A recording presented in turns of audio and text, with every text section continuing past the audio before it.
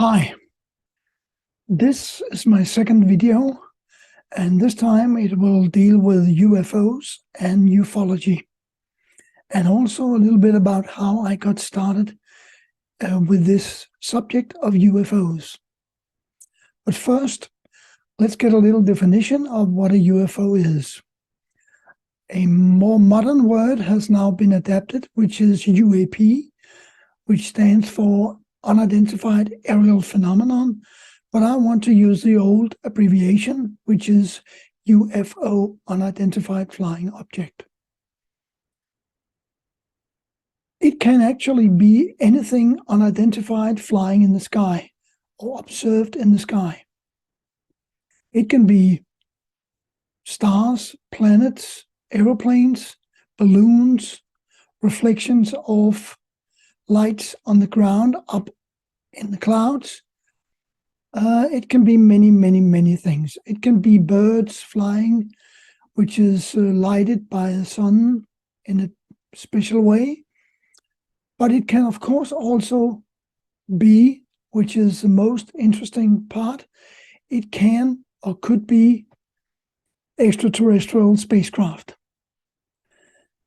I do not really care about all the explanations, which are natural phenomenon of any kind, but I'm much more interested in what cannot be explained, or what is called the unknowns. Unknowns could be spacecraft from other worlds visiting Earth. Let's begin with the beginning. UFOs have been observed many thousands of years, way back in the old cultures and the old days. All cultures of any kind have almost always cited anything that could be compared to UFOs nowadays. Something mysterious in the sky, which they could not explain. And many of them explained them as scrolls in the skies, vimanas in the skies, all kinds of things that they knew from their daily lives, and they tried to describe what they saw in the sky. So it's not a new phenomenon. But you could say that the most modern kind of ufology and UFOs began in 1947 with Kenneth Arnold's observation of many flying saucers over the Cascade Mountains in the state of Washington. That was not the first time that it was observed, but that is, you could say, the modern start of that phenomenon, of this phenomenon.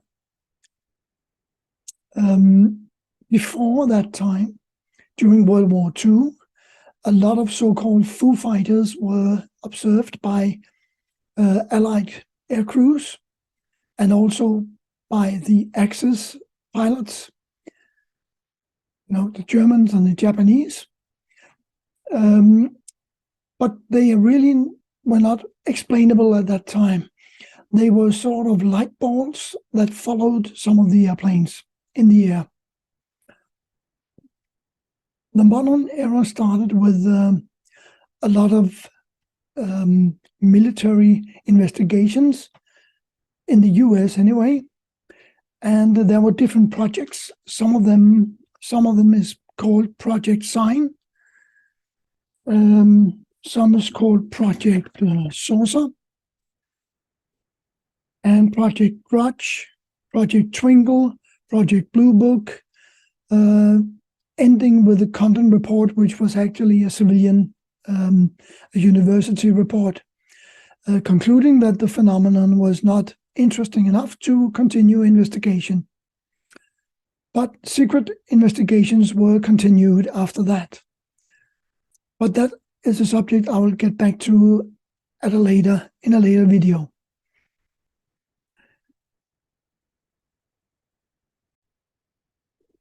I will now show a little video just to show how seriously the subject was handled in the 1952 in US, and it's Colonel Samford who will be talking a little bit, and then he will be followed by Major Kehoe afterwards. It's a black and white clip, and I think you will find it interesting just to see how seriously the subject was considered.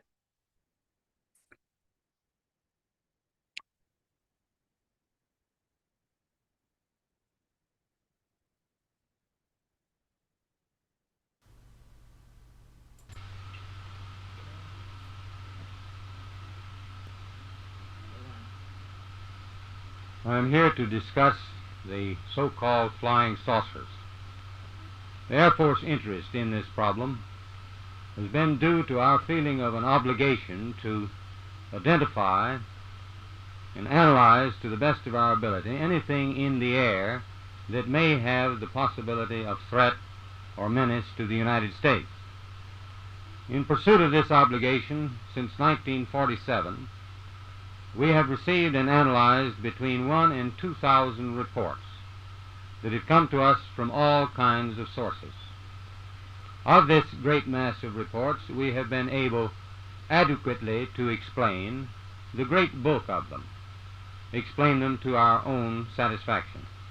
We've been able to explain them as hoaxes, as erroneously identified friendly aircraft, as meteorological or electronic phenomena, or as light aberrations.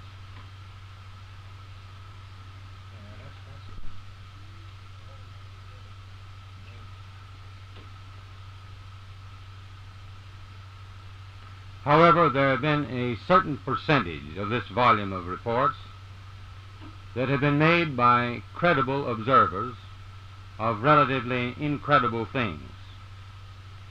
It is this group of observations that we now are attempting to resolve.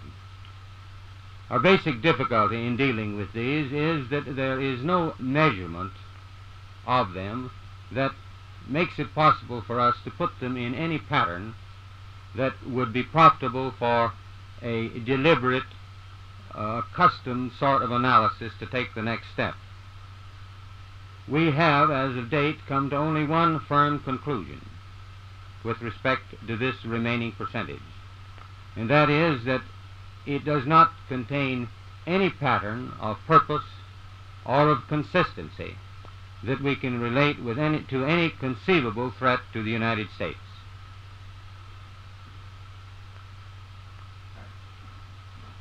Is that?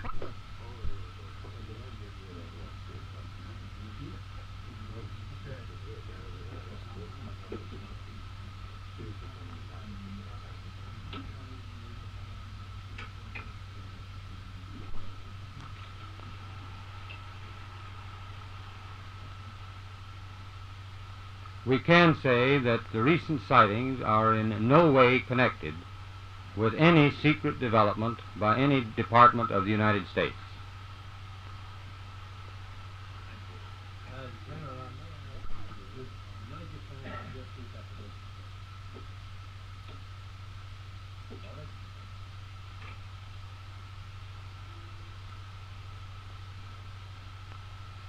We can say that the recent sightings are in no way connected with any secret development by any agency of the United States.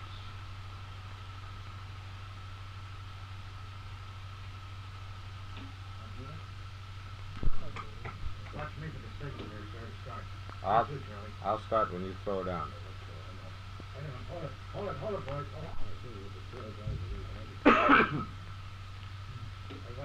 Yeah.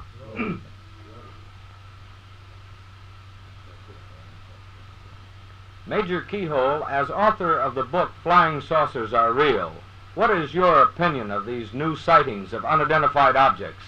With all due respect to the Air Force, I believe that some of them will prove to be of interplanetary origin. During a 3-year investigation, I found that many pilots have described objects of substance and high speed. One case, pilots reported their plane was buffeted by an object which passed them at 500 miles an hour. Obviously, this was a solid object, and I believe it was from outer space. I think you can hear from this last from Major Kehoe that the subject was actually taken very, very seriously.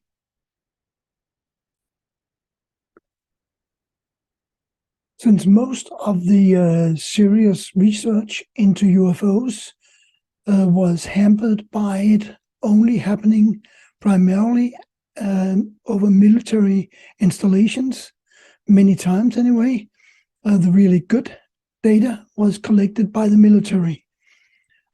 Civilian organizations which popped up after the first UFOs were seen in the 50s and 60s didn't really have anything else to deal with other than observational reports by private individuals, which were always based on verbal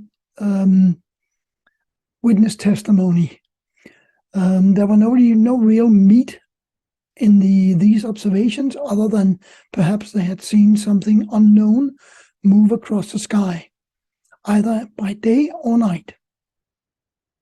There were a couple of good private films taken at that time, which was the Tremonton film and the Montana film, something I may deal with later in a later video.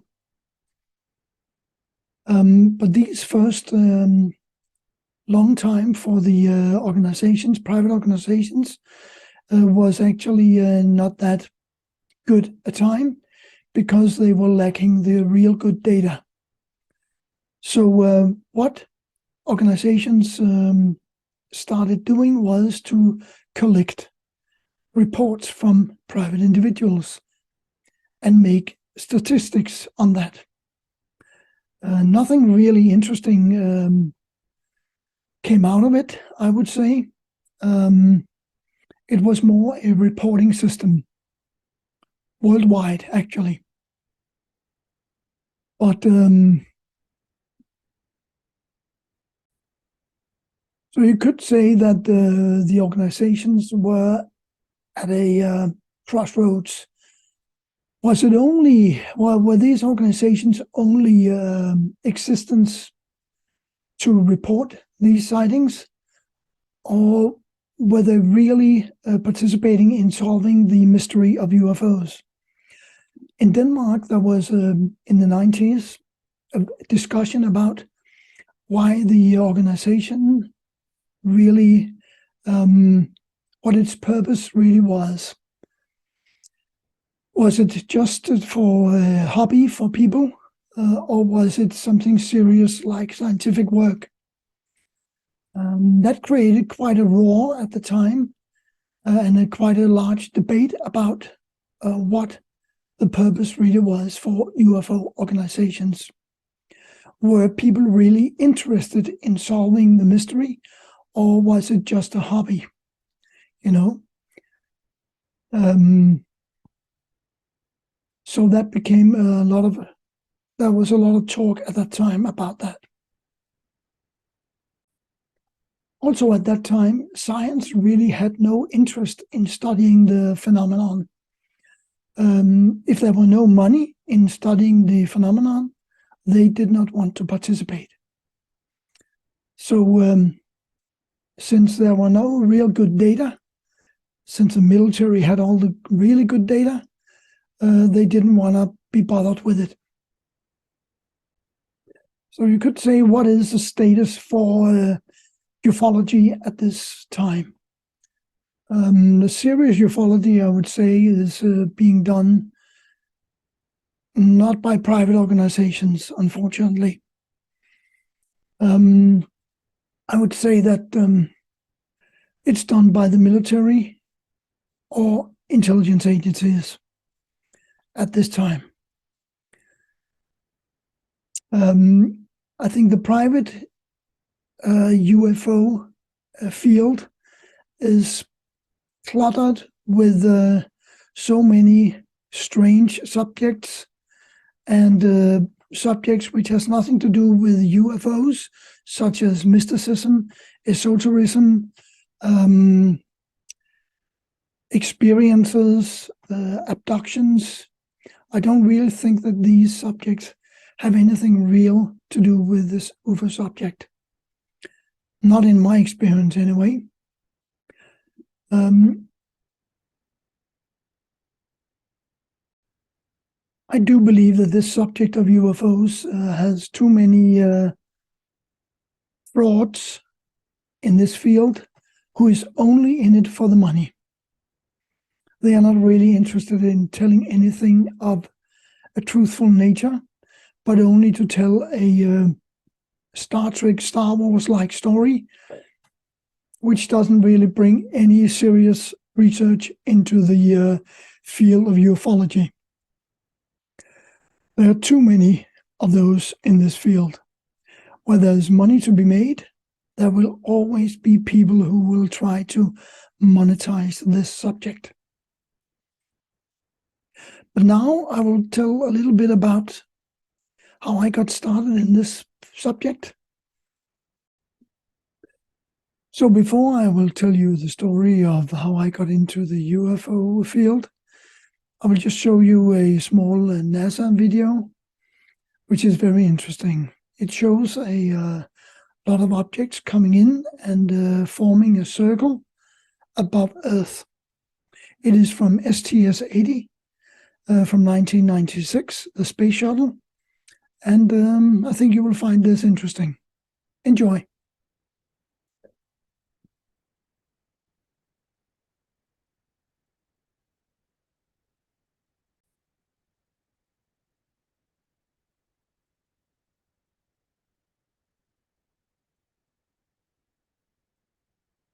And here we see it. Here is an object that will move this way. And shortly after that, another object will appear just here and move this way.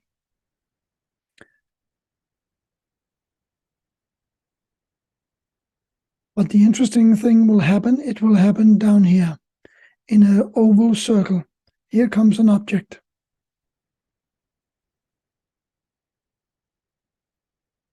Because it's not focused on it, it looks very transparent. But this is the first object coming into the frame. And here's another one. Here are two other. And there's also an object moving over here. But this is the other one moving across.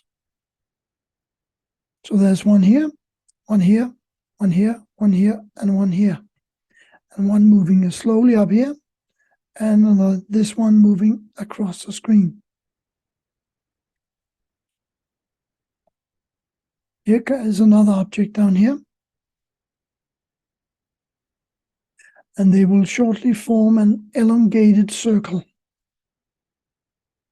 with an object coming in and settling in the middle and lighting up. There is another object down here, and one here, and another here. So now the circle is forming. Here comes the center object. Here another one appeared out of nothing. So here is the elongated circle. And there will be a central object in here.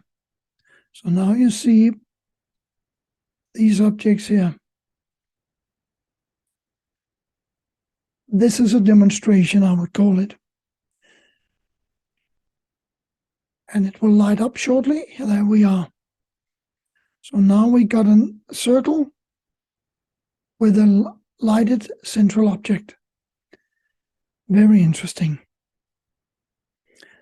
And they are moving the camera a bit and trying to zoom in as well. You will see it shortly.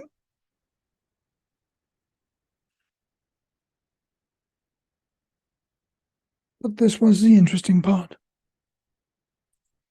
So I will stop that and stop sharing the screen here. So this was just a little snippet on that film. And I thought that would be interesting before we talk about my experiences. So when I was around 10 years old, together with my mother and father, we observed a disc-shaped craft at close range. That was actually what began my interest in UFOs. So some years later, 3 years later, I borrowed a book at my local library, a Danish UFO book called UFO Orientation. And it was quite a neutral book about the subject, also listing the extraterrestrial hypothesis as a possibility to explain that phenomenon. Some years later, in early 1970s, I borrowed a book at my library again, and that was called Flying Saucers Have Landed by Desmond Leslie and George Adamski. It introduced me to the historical records of some UFO observations, the Desmond Leslie part of the book, and also to the contact, the first George Adamski contact in the Californian desert in 1952, where 6 witnesses saw him have a meeting with a spaceman. An interesting book. I can thoroughly recommend it. It's a good introduction to the subject of UFOs, if it's still available. After that, in mid-1970s, I saw an article about Edward Meyer in Switzerland, who had taken some amazing photographs of UFOs. I did not have time to do anything about that investigation until I was older, and that was in the late 1980s, when I was a member of the Danish organization called UFO Contact. And I left that organization after a couple of years. I thought I would like to do independent research in this field. So my first case would be the Edward Meyer case in Switzerland. So I went there 3 times, from 88 to 1990. And the first trip I talked to Meyer's wife, Calliope. On the second trip, I talked to Meyer himself. And on this third trip, I primarily tried to duplicate Meyer's photographs and also talk to some of the more broadly skeptical witnesses to the case.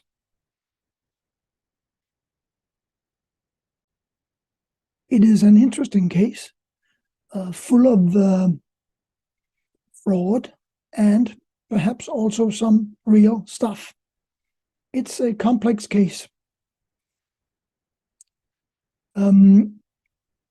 During that time, I was planning to also investigate the American UFO scene, MJ-12, and the intelligence agencies. And during that time, I received a lot of phone calls and emails, not emails, mail from abroad. And during that time, I was receiving a couple of phone calls, which I found particularly interesting. One was from a woman who said that she had some information she wanted to give me about the propulsion of the spacecraft. And a little bit later, a man called with the same information. He wanted to share the information with me.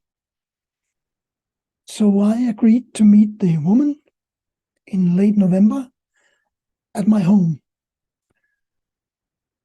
When she arrived, she pulled out something looking like an iPad and also some metallic photographs. Both kinds I had never seen before. The iPad was not invented or sold to the public until 2010. And these types of photographs I had never seen before. They were photographs embedded in metal.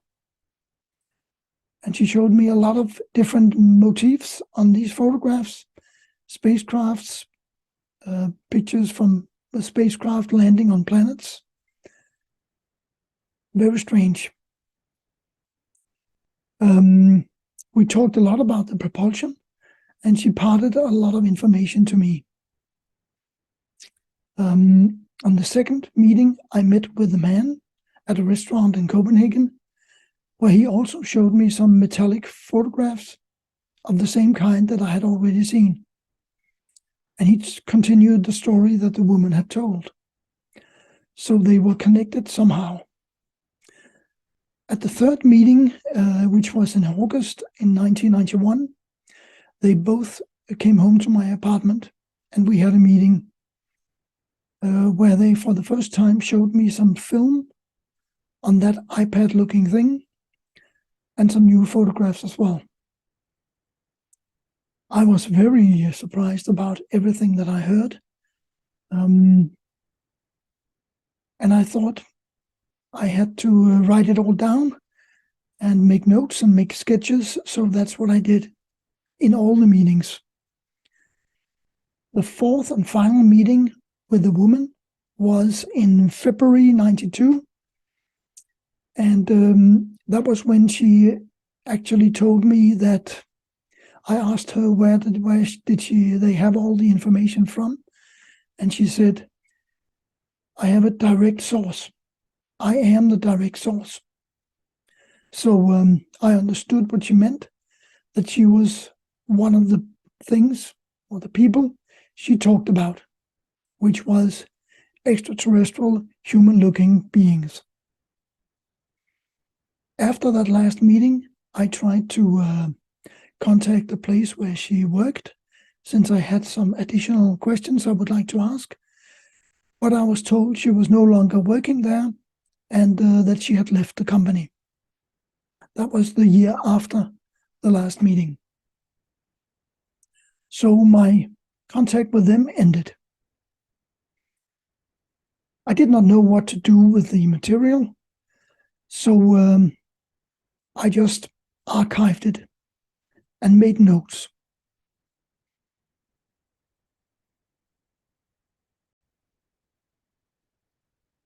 In 2016, I was actually stopped working, so I retired from work in November 2016, and in 2017, early 2017, I began studying some photographs, the 4 original Kodak photos I had received from Glenn Steckling way back in 2001. And I began to think about doing some enhancement and look at these photographs really close. So that I did in 2017.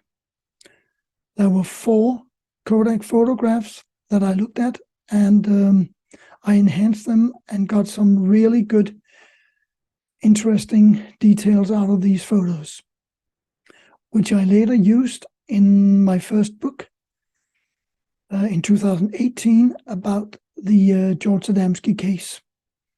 I also enhanced some still frames from a film he took in 1965, and a couple of other films. And that was my first book on UFOs. The year after, in 2019, I began making some of my paintings from the photos that I had seen way back in the 90s and from the films I had seen. And I began to paint to use these and tell some of the information that I had gotten from these 2 individuals back in the 90s. So my first book on that subject was The Alien Visitors in 2019. In 2020, I published my second book about the alien visitors, called The Alien Visitors Volume 2, which also told about my research on the Edward Meyer case.